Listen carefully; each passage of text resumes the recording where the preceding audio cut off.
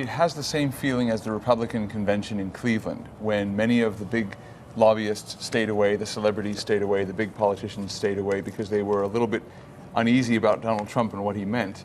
And as a result, the convention was much more of a populist convention. It was a people's convention. And it's really feeling the same to me here in Washington, D.C. today, that the people coming to the mall are really people from all corners of the country who are sort of salt-of-the-earth Americans who are here because they really want to see him take the oath, and this is their party. Bob Woodward, I guess this is democracy at its most bold, isn't it? This is a country who started from scratch, elected somebody with no experience, no legislative experience, and they've said, yep, you can have the highest office in the land. What does that tell you?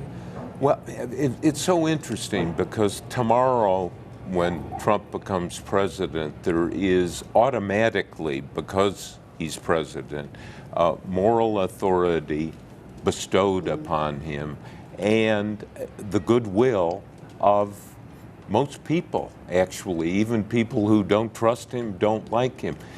The fascinating question is going to be when he gives that speech, what's the tone going to be?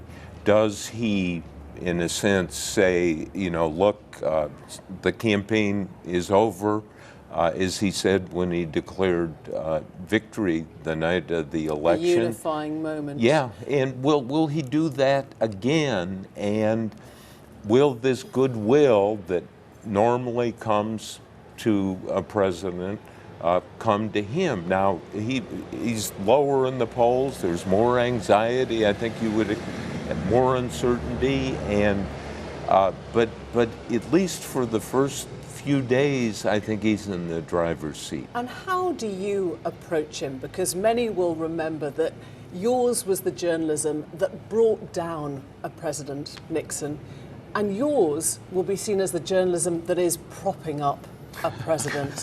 Now, how do you work through that dichotomy? Well, for us, it is a bit of a challenge because we were seen as very much pro-Trump.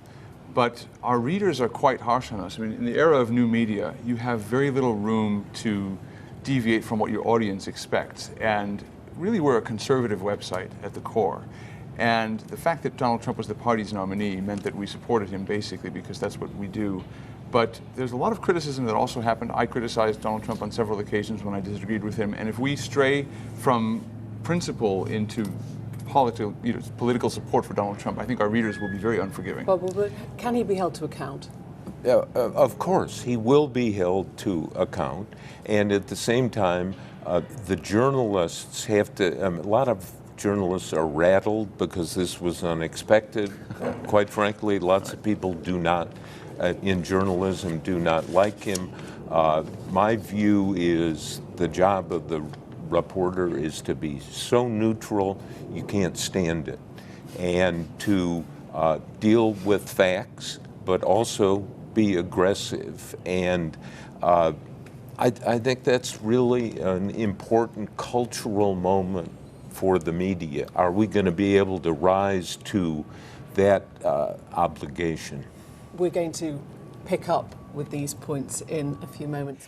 This word cavalier was used about Reagan at the time, and it's applied now to Trump. Do you think that is at heart something that people have got wrong about him, that he does have a strategy, that he does know where he's going? I've been able to do some reporting on this, and if you look at what they want to do, what Trump and his advisors want to do vis-a-vis Russia, it is this outreach to Putin, which is a love fest on one level, and on the other level, and this is the second part of the strategy, to be tough with Putin and build up the military. And I think it's highly possible that the Trump administration is going to do some things that Putin is going to hate. And so it's in a way the classic Reagan two-track, soft and hard. So does that mean, does Breitbart step in when you hear about Russian hacking, when you hear about leaks, when you think, do you act as journalists who want to stop the closeness between Trump and Russia, or do you say, oh, let's see where it's taking us? Well, I actually criticized some of the Trump policies on Russia during the campaign because so many of them, at least initially, seemed to mirror what Obama had tried. Remember when he ran for office in 2007, 2008, he seemed to believe he could just sit down with anybody and get along with everybody and it would be simple.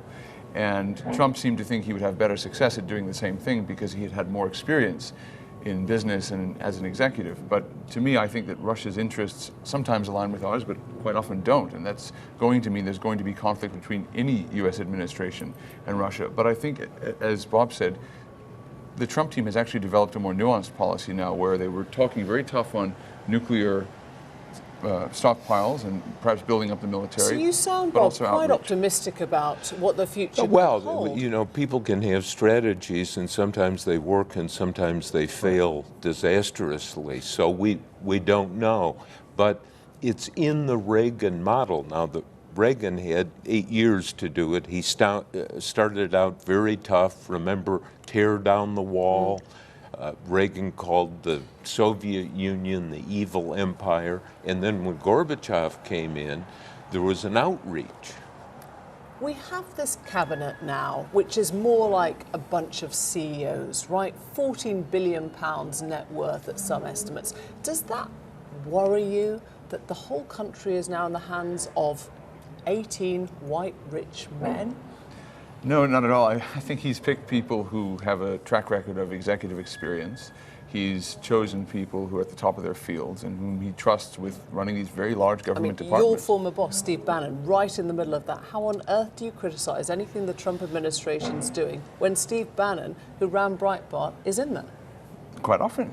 We do it all the time. I've done it perhaps about a dozen times, different articles in the campaign disagreeing with things. And Steve and I, by the way, when he worked at Breitbart, we used to go toe-to-toe on policy issues all the time. And that's the kind of team of rivals that Trump has assembled.